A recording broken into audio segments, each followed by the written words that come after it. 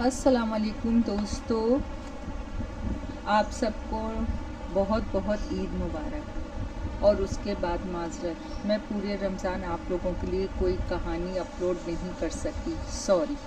चलिए कहानी शुरू करते हैं। नहीं, लड़की ने नफ़ी में गर्दन हिलाई। मैं घर जा रही थी कि अचानक मेरी नज़र मोटरसाइकिल पे सवार पर पड़ी। उनमें से एक मुझ पर पिस्तौल तान चुका था, मगर उनकी मुदाखलत से मेरी जान बच गई। लड़की ने मेरी तरफ इशारा किया। आपका नाम और एड्रेस? इंस्पेक्टर ने पूछा। उम्मे हानी, दफ्तर अज़ीम ख़ान। मैं अज़ीम ख़ान की छोटी बहन हूँ। इसकी तारुफ करवाने पे मेरे साथ साथ इंस्पेक्टर भी चौंका। आप मशहूर बिजनेसमैन यानी मारूफ सिंगर आज़म ख़ान की सिस्टर हैं? जी हाँ, उम्मे हानी ने असबाब में सर हिलाया। दोनों बेहोश मुलजिमों को हथकड़ी पहना के पुलिस मोबाइल में डाल दिया गया। पूछगिछ के बाद इंस्पेक्टर ने हमें जाने की इजाज़त दे दी। फुटपाथ से टकराने के बाइस उम्मे हानी की गाड़ी ने चलने से इनकार कर दिया था। आए, मैं आपको घर तक छोड़ देता हूँ, मैंने कहा तो वो टैक्सी की कभी नशस्त पे जा बैठी। आपने इंस्पेक्टर से पूछा, पर कहा कि आप मुलजिम को नहीं जानती, जबकि मुझसे बात करते वक्त आपने कहा था अगर मैं बर वक्त ना पहुँचता तो भाभी अपने मकसद में कामयाब हो जाती। इसका क्या मतलब है कि आप जानती थी कि इन किलर्स को किसी ने आपको टारगेट करने के लिए कहा है? मैंने गाड़ी आगे बढ़ाते हुए पूछा। दरअसल मुझे यकीन है कि इन किलर्स को मेरी भाभी ही ने हायर किया होगा, क्योंकि वो मेरी जान की दुश्मन है। मैंने हैरत से देखा। आपकी भाभी आपकी जान क्यों लेना चाहती हैं? आज़म भाई ने लव मैरिज की थी। भाभी हद दर्जे मगरूर आज़ाद ख्याल है, मेरी और उनकी शुरू से नहीं बनती। और फिर एक रोज़ मैंने उन्हें तफरीह मकाम पे अजनबी शख्स के साथ देखा। भाई से जिक्र किया तो भाभी साफ मुकर गईं। इसी रोज़ से वो मेरे लिए दिल में रंजिश रखे हुए हैं। और दूसरा सबब, भाभी जानती हैं कि मैं पापा की दौलत, जायदाद और बिजनेस में बराबर की शरीक हूँ, इसलिए वो मुझे अपने रास्ते से हटाना चाहती हैं। हो सकता है तुम्हें कोई गलतफहमी हुई हो, मैंने कहा तो बोली। इससे पहले भी एक बार ऐसा हो चुका है। मैं सोने से पहले दूध पीने की आदी हूँ। मुलाजमा बिला नागा मेरे सोने से पहले गिलास में दूध लाई है। एक बार जब खिलाफे तवक्को भाभी दूध लाई तो मैंने हैरत का इजहार किया। उन्होंने कहा मुलाजमा की बच्ची बीमार है, इसलिए छुट्टी लेके घर चली गई है। मैंने दूध पिया नहीं, बचा के रख लिया। सुबह लेबॉर्ट्री टेस्ट के लिए दिया तो पता चला कि दूध जहरीला है। तो फिर भाई को क्यों नहीं बताया, मैंने पूछा। वो कब यकीन करते, उन्हें तो भाभी ने अपनी मुट्ठी में ले रखा है। वो आंखें बंद करके भाभी की हर बात पे यकीन करते हैं। अगर भाभी कहें कि सूरज मशरिक़ के बजाय मगरिब से निकलता है तो भाईजान मान लेंगे। इसके तबसरे पे मुझे हंसी आ गई। अच्छा, तो फिर तुमने इस बारे में इस इंस्पेक्टर को क्यों नहीं बताया? मेरे पास उनके ख़िलाफ़ कोई सबूत भी तो नहीं है, और फिर भाईजान भी तो यकीन नहीं करेंगे कि भाभी ऐसा भी कर सकती हैं। और मुझे यकीन है कि भाभी जैसी शातिर औरत ने इन किराए के कातिलों को किसी दूसरे ज़रिए से हायर किया होगा, खुद सामने नहीं आई होंगी। वो बहुत मक्कार, साजिशी जहन की औरत हैं। बातों के दौरान हम डिफेंस पहुंच चुके थे और एक बंगले के सामने इसने मुझे रुकने को कहा। उतरने से पहले बोली, मुझसे तो आपने बहुत से सवालात किए पर अपने बारे में नहीं बताया। मैंने गहरी सांस लेते हुए बोला, हानी साहिबा, मेरे बारे में जान के क्या करेंगी? मेरा नाम शामिर है, एक आम सा इंसान हूँ। वालिदैन, बहन सब मुझे इस फ़ानी दुनिया में छोड़ के चल बसे। टैक्सी चलाता हूँ और एक दोस्त के साथ फ्लैट में रहता हूँ। उसने चाय की पेशकश की। मैं फिर कभी पिएंगे ये कह के उसे अलविदा कहता हुआ आगे बढ़ गया। मैं आयमा को अक्सर भूल चुका था। शायद इसकी सबब इसकी बेवफाई थी और फिर वो किसी और की हो चुकी थी। मेरा शुरू से ही मामूल था कि मैं शाम को बिला नागा वर्जिश किया करता था। मज़ार पे रहने से वो सिलसिला रुक गया था, मगर फिर फराज के साथ रहते हुए मैंने दोबारा से मामूल के मुताबिक वर्जिश करना लगा था। वो फ्लैट जिस पर सड़क पर था, इस सड़क पर एक पार्क था। शाम को मैं इस छोटे से पार्क में चला जाता, घंटा भर वर्जिश करने के बाद वापस फ्लैट लौट जाता। इस रोज़ इत्तिफाकन पार्क में मेरे अलावा दूसरा कोई नहीं था। मैं पुश अप लगा रहा था कि पार्क के सामने कोई गाड़ी रुकी। उम्मे हानी को गाड़ी से उतरकर पार्क में आता देख के मैं हाथ झाड़ते हुए उठा।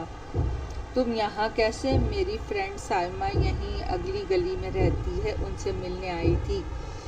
वापसी में पार्क के करीब से गुजरते हुए आप पे नज़र पड़ी तो पहचान कर रुक गई। आपकी नज़र बड़ी तेज़ है, जो सड़क से गुजरते हुए मुझे पहचान लिया, मैंने हंसते हुए कहा।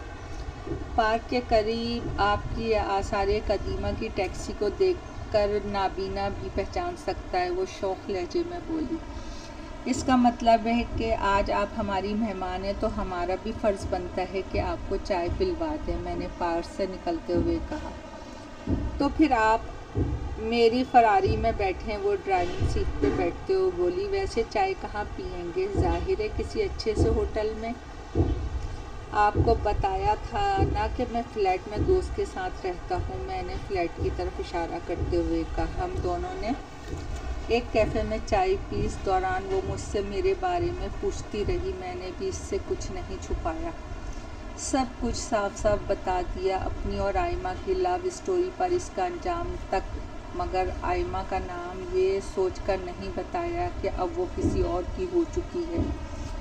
मैं उम्मे हानी की खुद में दिलचस्पी भांप चुका था, मगर जानबूझकर अनजान बना हुआ था। पहले ही आयमा की बेवफाई का कर्ब सहता था, अब मोहब्बत में मज़ीद किसी धोखे का मुतहम्मिल नहीं हो सकता था।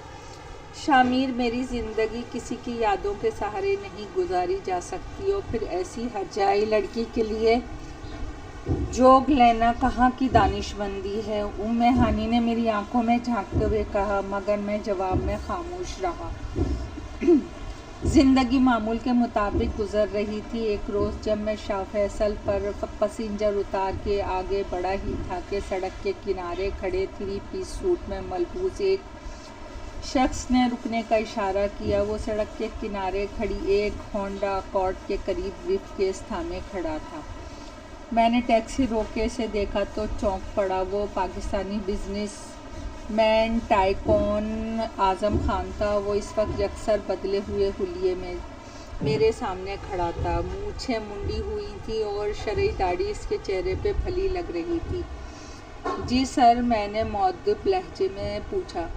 मेरी गाड़ी ख़राब हो गई है और मुझे डिफेंस जाना है, वो होंडा अकॉर्ड की तरफ इशारा करते हुए बोला, और मैंने कभी निशस्त का दरवाज़ा खोल दिया। लगता है मैंने तुम्हें पहले भी कहीं देखा है, रास्ते में इसने मुझे मुखातिब किया। जी, वाजिद अली साहब की बर्थडे पार्टी में हमारी मुलाकात हुई थी, इन दिनों आप क्लीन शेव होते थे, मैंने संजीदगी से जवाब दिया। हाँ, याद आया, तुम्हारा नाम शामिर है ना? मैंने असबाब में गर्दन हिला दी। दरअसल इस रोज़ पार्टी में मेरी खाकी शाह से मुलाकात हुई थी। इस एक मुलाकात ने मुझे बदल कर रख दिया। मैंने शरई तौर पे दाढ़ी रख ली, गाना छोड़ चुका हूँ और अल्लाह से अपनी साबका गुनाहों की माफ़ियाँ भी मांगता रहता हूँ।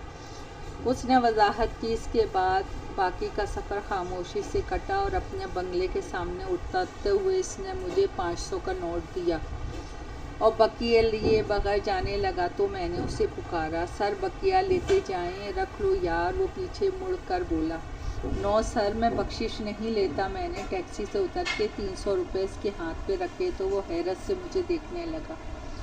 अपने फ्लैट के पार्किंग एरिया में टैक्सी रोककर जब मैं लॉक करने लगा तो मेरी नज़र अकबी नशस्त के नीचे पड़े ब्रीफकेस पे पड़ी। मैं ये ब्रीफकेस आज़म खान के हाथ में देख चुका था। इत्तिफाक से ब्रीफकेस लॉक नहीं था। ब्रीफकेस खोलते ही मैं शर्मसार रह गया। 5000 के नोटों से ब्रीफकेस भरा हुआ था। इन गिनत गड्डियाँ थीं, मेरे अंदाजे में लाखों की रकम थी। साथ में एक फ़ाइल भी थी। मैं सोचने लगा, मेरी तकदीर बदल सकती है, महरूमियों का ख़ात्मा हो सकता है। लाखों की इस रकम ने मुझे ज़हनी कश्मकश में मुब्तला कर दिया था। एक तरफ दिल कह रहा था कि इस सुनहरी मौके से फ़ायदा उठाऊं और रकम समेत ये शहर ही छोड़कर आज़म खान तुम्हें कहाँ ढूंढेगा। दूसरी तरफ ज़मीर का कहना था कि ये गुनाह है, रोज़े आखिरत अल्लाह को क्या जवाब दोगे। बिलाखिर जीत ज़मीर की ही हुई और मैं दोबारा आज़म खान की रिहाइशगाह पे जा पहुंचा। बाहर बैठे चौकीदार से कहा, मुझे आज़म खान से मिलना है, उनकी एक अमानत मेरे पास है। आज़म खान जैसे ही गेट पे आया मेरे हाथ में ब्रीफ केस देख के खुशी से खिल उठा। थैंक यू शामिर, तुम वाकई इंसान नहीं फरिश्ते हो। ब्रीफ केस में 50 लाख की खतीर रकम के साथ एक गैर मुल्की फर्म से होने वाली डील का मुआहदा भी था, जो इस रकम से कई गुना ज़्यादा कीमती है। वो इज़हार तशक्कुर में मेरे आगे बिछा जा रहा था। उसने मुझे चाय पिलाने की पेशकश की, मगर मैंने फिर भी कभी कह के टाल दिया। एक रोज़ मामूल के मुताबिक जब मैं टैक्सी लेकर निकला तो अचानक मौसम के तेवर बिगड़ गए। बादल गरजते गरजते मूसलाधार बारिश बरसने लगी। बारिश से घबरा के मैंने घर जाने का सोचा। एक चौराहे पे ट्रेन काटते हुए अचानक एक तेज़ रफ्तार कलोरला सामने आ गई। मैंने स्टीयरिंग घुमाते हुए ब्रेक पे पाँव रख दिए। टैक्सी मेरे काबू से बाहर होकर फुटपाथ के करीब नफ्स इलेक्ट्रिक पोल से टकराई। इस अचानक तसादुम से मेरा सर स्टीयरिंग से टकराया और मैं होश व खरोश से महरूम हो गया। मुझे दोबारा होश आया तो ख़ुद को किसी गाड़ी के अकबी निशस्त पे पड़ा हुआ पाया। मेरी आंखें दोबारा बंद हो गईं। दूसरी बार होश में आया तो अस्पताल के बेड पर था और दाएं बाजू पे पट्टी बंधी हुई थी। मेरे करीब डॉक्टर और नर्स के अलावा उम्मे हानी भी मौजूद थी। डॉक्टर मुझे होश में आता देखकर आगे बढ़ा तो उम्मे हानी ने बेकरारी से मेरे करीब आई। आपको इनका शुक्रगुजार होना चाहिए कि इन्होंने आपको बर्वक्त अस्पताल पहुंचाया। आपका खून बहुत बह चुका था, आपको खून की अशद ज़रूरत थी। उन्होंने अपना खून हमारे अस्पताल के ब्लड बैंक को डोनेट करके आपके लिए खून का इंतज़ाम किया। दरअसल हम खून फ़रोख्त नहीं करते, मरीज़ को खून इस शर्त पर मुहैया किया जाता है कि जब मरीज़ का कोई रिश्तेदार हमें खून डोनेट करे। मेरा मुआयना करने के बाद स्टैंड पर लगी ड्रिप पे इंजेक्शन लगा के डॉक्टर नर्स समेत रवाना हो गया। मुझे इन इत्तेफाकात पे हैरत थी। कुदरत बार बार उम्मे हानी को मेरे रास्ते में ला रही थी। बातों के दौरान उम्मे हानी ने बताया, जब मेरा एक्सीडेंट हुआ उम्मे हानी इस रास्ते से अपनी फ्रेंड साइमा के साथ वहाँ से गुज़र रही थी। टैक्सी की तबाशुदा हालत देख के वो धड़कते दिल से साइमा समेत टैक्सी की तरफ बढ़ी। अंदर ड्राइविंग सीट पे मैं खून में लथपथ बेहोश पड़ा था। किसी ने इतनी भी ज़हमत ना की कि मुझे अस्पताल पहुँचाता। उम्मे हानी ने साइमा के साथ मिलकर किसी न किसी तरह मुझे अपनी गाड़ी की अकेबी निशस्त पे डाला और इस निजी अस्पताल में ले आई। वो गुज़िश्ता 5-6 घंटों से अस्पताल में थी, जबकि साइमा अपने घर जा चुकी थी। शाम के करीब मेरी हालत में बेहतरी आने पर उम्मे हानी मेरे इसरार पे घर चली गई और मैं 2 रोज़ इस अस्पताल में एडमिट रहा। वो बराबर अस्पताल आती रही। मेरे खाने पीने और तीमारदारी में इसने कोई कसर न छोड़ी। इस दौरान फराज भी अस्पताल में मुझसे मिलने आया। उम्मे हानी को मेरी तीमारदारी में मसरूफ़ देखकर मायने खेज़ अंदाज में मुस्कुराता रहा। तीसरे रोज़ मुझे छुट्टी दे दी गई। वो खुद मुझे फ्लैट तक छोड़ने आई। इस रोज़ इसने रुखसत होते वक्त संजीदगी से कहा, शामिर, मैं ज़िंदगी की शाहरा पे तुम्हारी हमसफ़र बनना चाहती हूँ। दोस्तों, कहानी अभी जारी है। पसंद आए तो लाइक और सब्सक्राइब कीजिएगा। आपकी दुआओं की तलबगार।